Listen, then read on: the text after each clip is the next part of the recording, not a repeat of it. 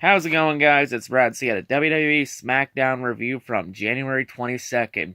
The go-home Smackdown to the Royal Rumble. We can all pray and hope that this go-home show is better than the Raw one last Monday. We can all pray and dream, damn it. But yes, how about we just stop talking and get right into it. So Smackdown starts off with Becky Lynch coming out to ring. Of course, Becky Lynch is going to address Asuka before their championship match on Sunday.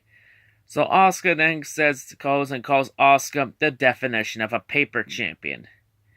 Well, she won a ladder match fair and square. Part of it was Ronda Rousey screwing you and Charlotte over. But I guess that's what happens when you attack her backstage.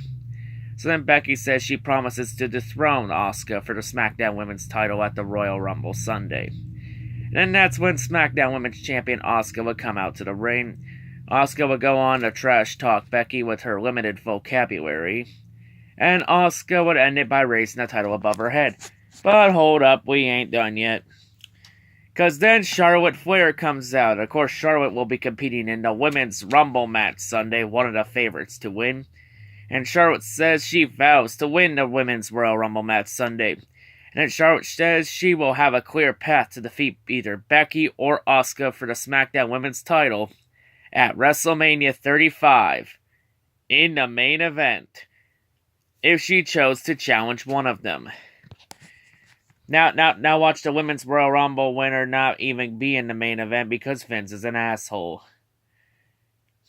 Well, I mean, the rumor is the women are supposed to be main eventing Mania 35. But we know how much of an egotistic ass white Vince can be sometimes. So let's not count our chickens there before it hatches. So then Asuka, during all of that, would take advantage of Becky being distracted. And then Asuka would sucker punch Becky from behind to start a brawl. So both of them would brawl. They would both go brawling onto the announce table. Becky would then launch herself off the announce table onto Asuka with a big right punch to stand tall. The refs would come up to break up the two, but then the brawl would spill backstage, and then the refs had to break it up again. Oh look, actually competent refs for once. How about that? So next up, we get a one-on-one women's match. We get Mandy Rose versus Naomi. Before the match, as Naomi's coming out to the ring, Naomi would then go right after Mandy Rose and attack her for pre-match assault. Mandy would have to retreat, but the match would eventually get underway, back and forth. To our match ending, Sonya would grab Naomi's foot while the ref was distracted. Mandy would then smash Naomi into the ring post. Mandy then rolls up Naomi. Mandy gets the 3 count for the win. Of course, all 3 women will be competing in the Women's Rumble match Sunday, so they can settle their differences there. Now, we already know in the Women's Rumble match that Carmella was going to enter 30 because you know what? There's nothing prestigious about the company anymore, so let's fucking make sure number 30 is no longer prestigious. So then next up, we get a one-on-one match. We get Cesaro versus The Miz. Of course, Cesaro won half of the SmackDown Tag Team Champions, The Bar. And of course, Sunday at the Rumble, The Bar defend the tag titles against The Miz and Shane McMahon. So, of course, a couple highlights, Cesaro's uppercut was good. Of course, when Cesaro went to go for the pin, he would use the rope, put his feet on the ropes to gain leverage. Shane would then go and knock his feet right off the rope to prevent that from happening. Sheamus would then go and attack Shane McMahon. So then while the ref was distracted, Sheamus would then go and kick The Miz. Cesaro would then hit the neutralizer on The Miz. Cesaro gets the 3 count for the win. But after the match, Shane would then go and attack Sheamus for post-match assault. So then as Shane has Cesaro on top of the announce table position for an elbow drop, Sheamus would then go and then knock Shane off the top rope into a barricade. Sheamus would then hit the bro kick on Shane McMahon, and then the Bar would catapult Shane on top of Miz on top of the announce table. The table fails to break. So once again, table didn't break. So the next up, we get a segment. So we have Vince McMahon coming out to the ring. Of course, Vince saying he will overwatch the Daniel Bryan AJ Styles face-to-face. Yeah, I'm going to overwatch the Daniel Bryan AJ Styles face-to-face. Make sure this doesn't end in complete utter fucking chaos. Yeah! So then we have AJ Styles. He comes out to the ring. Then WWE Champion Daniel Bryan comes out. Of course, both men will battle for the WWE title this Sunday at the Royal Rumble. But then Daniel says he refuses to get in the ring with AJ Styles. Well, Daniel, you're gonna have to get in the ring Sunday with AJ. And Daniel, do you even know how face-to-face works? I'll gladly explain it to you.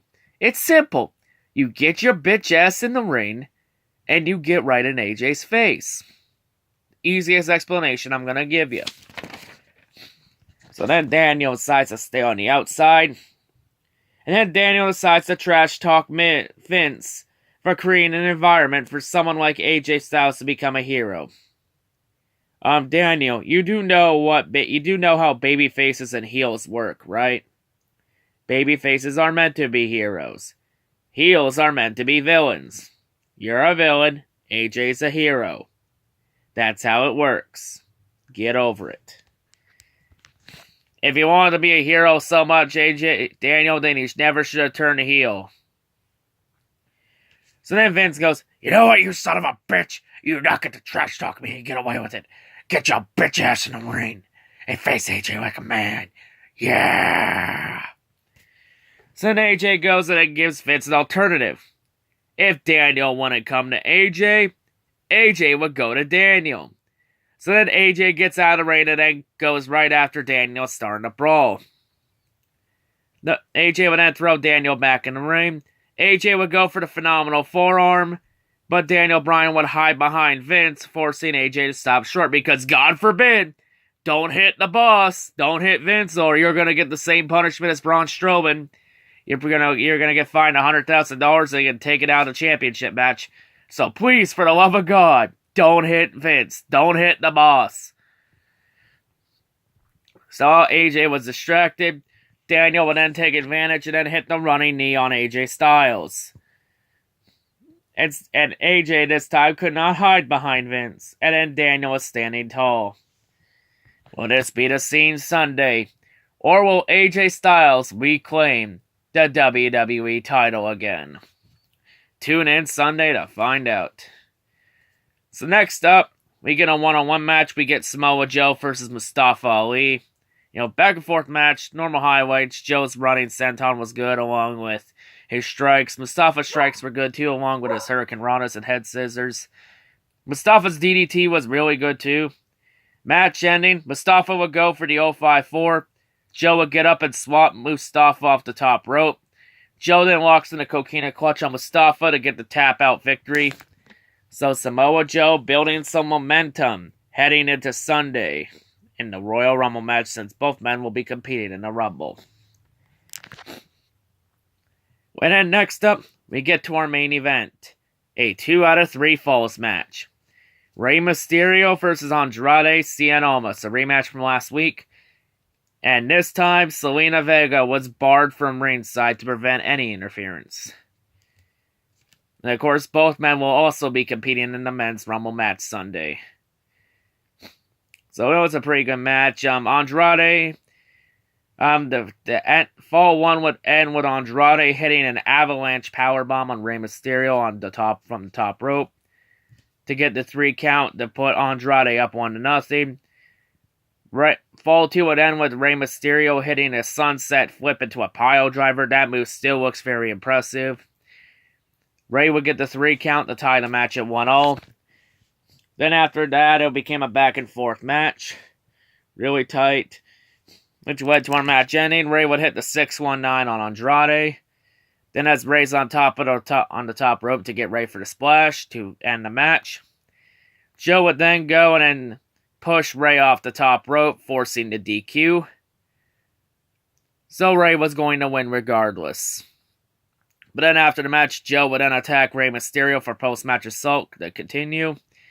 Joe would then hit an apron powerbomb on the Rey Mysterio. And then when Andrade tried to get involved, Joe would then grab Andrade and ram him right into the ring post. Joe would then go back after Rey, and then Joe would walk into Coquina Clutch on Rey Mysterio until Rey passed out.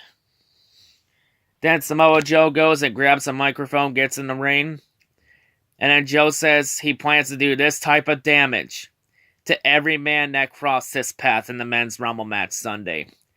And while Joe was saying all of that, Randy Orton would then come out from the crowd, and then Randy would hit an RKO out of nowhere on Samoa Joe.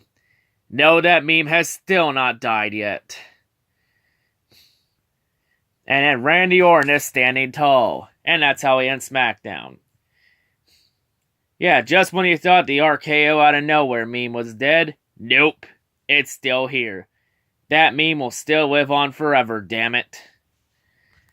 But yeah, let's admit, this show was meh. But hey, if there's one thing we can all agree on, this go-home show was a hell of a lot better than that fucking embarrassment on Monday night. That's for fucking sure. So show rating, 3 out of 10. A lot better show than Raw. It is the more superior show this week. So SmackDown will build momentum heading into the Royal Rumble. And now we gotta see how NXT does building momentum in the TakeOver. Like, honestly, I'm not even looking forward to the Rumble after Monday. But you know, maybe SmackDown will change my mind. Prove me wrong, WWE. But yeah, that's all I gotta say. Hope everyone has a great day. I'll have the predictions videos out soon. But yeah, peace out.